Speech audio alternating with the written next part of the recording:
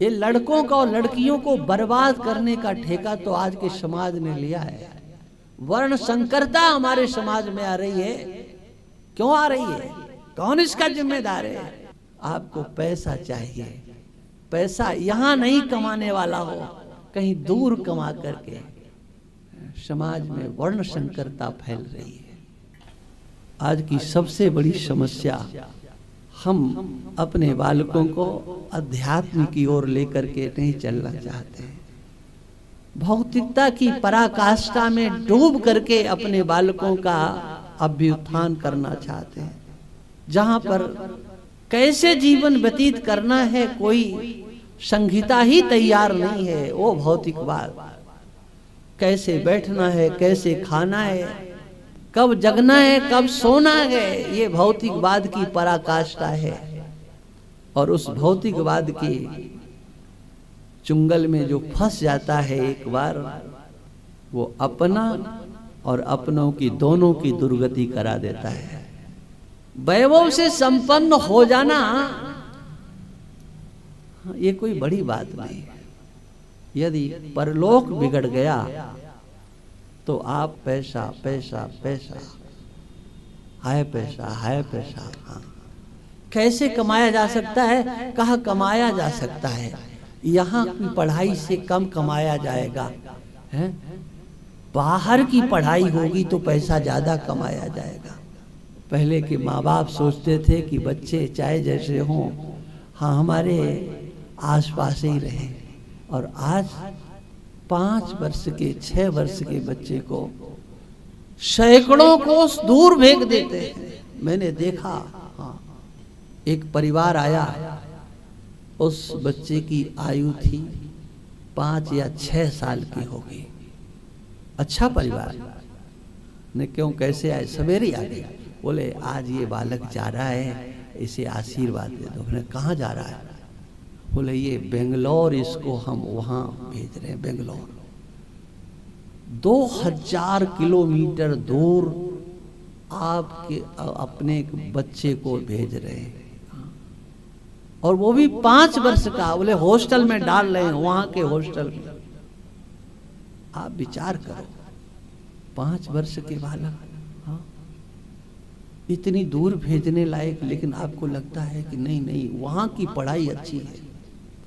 एक बार मैं एक जगह ठहरा हुआ था, प्रवचन का कार्य था, तो जहाँ ठहरा था वहाँ से निकला तो एक, जैसे ये है इतना बड़ा हॉल जैसा था, तो उसमें सब छोटे छोटे, कोई 2 साल का बच्चा, कोई 3 साल का, सब उसमें भरे।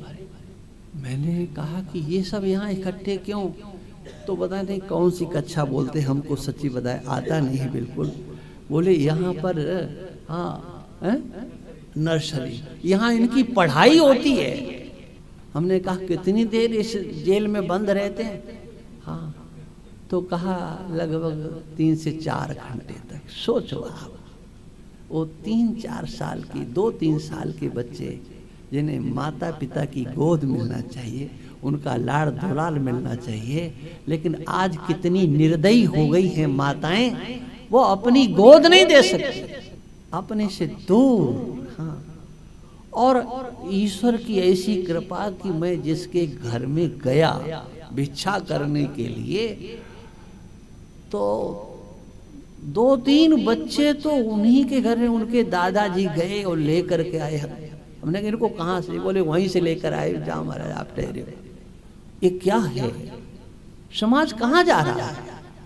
बच्चों को दोष देते हैं। अरे बिगड़े तो उनके माता पिता हैं, उनका कर्तव्य बनता है कि उन्हें शिक्षा कैसी देना है, और फिर वो अंगूठा दिखा देते हैं। बालकों को विदेश भेजते हैं, बताओ, वहां से वो आचारवान बनकर। अरे बालिकाओं को, पहले का समाज ऐसा था कि अगर गांव की लड़की इस घर से इस घर जाती थी तो माता पिता नहीं, दूसरे कहते थे क्यों गई थी वहां, क्या कारण था। 4 सवाल पूछे जाते थे, कहाँ जा रही हो, पहले दृष्टि रखी जाती थी, और आज अपनी लड़कियों को पढ़ाने के लिए बोले सरकार ने छूट दी है, सरकार ने कह दिया है कि खर्चा हम देंगे, इतने नंबर लेकर के आओ, अब सरकार खर्चा उठाएगी। सोचो आप उन देवियों से क्या उम्मीद करते हो? वो बिगड़ेंगी या तुमने बिगाड़ा है? एक सज्जन बोले कि ये कल जा रही, एक जगह हम थे तो कल जा रही है, ये पता नहीं कोई शहर बताया, वहाँ जा रही, विदेश जा रही। मैंने कहा बहुत अच्छा है। बोले महाराज बस इसकी शिक्षा तो पूरी हो गई है, हो एक तरह से हो ही जाएगी, अब इसके बस एक ही भावना है कि जो है इसके हाथ पीले और हो जाएं।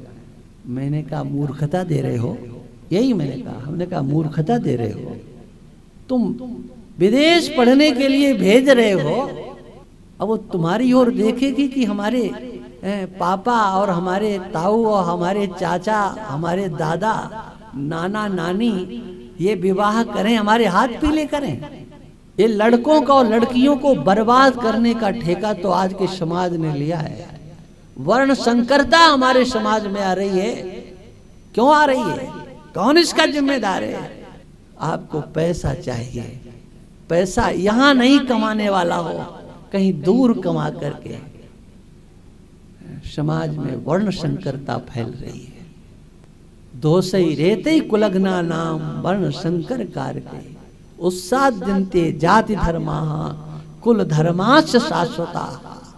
जिसके आधार पर ये सनातन धर्मी अपने प्राणों की आहुति, अपना तन, अपना मन, अपना धन धर्म के लिए, राष्ट्र के लिए, समाज सेवा के लिए समर्पित करते थे, आज वो शक्तियां कहाँ चली गई है? इसलिए इन कथाओं को सुनते हो लेकिन समझने की चेष्टा करना चाहिए।